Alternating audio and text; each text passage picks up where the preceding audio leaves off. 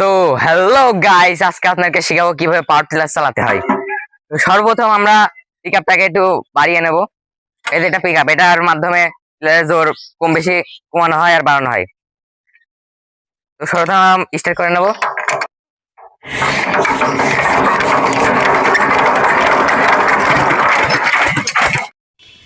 Guys, নেব এই gear box সম্পর্কে। তো প্রথমে আমরা এই ক্লাচটা আছে, ক্লাচটাকে ধরে নিব। গাইস, এটা হলো ফার্স্ট গিয়ার, আর এই পাশে হচ্ছে এটা রিভার্স, যা দিলে গাড়ি পিছনে যায়। আর এই পাশে 2 গিয়ার, আর এই পাশে হচ্ছে 3 গিয়ার। আর আপনারা যারা প্রফেশনাল তারা অবশ্যই টপে গাড়ি চালায়, কিন্তু আমরা তো প্রফেশনাল না, তাই আমরা টপটা বের করে নেব।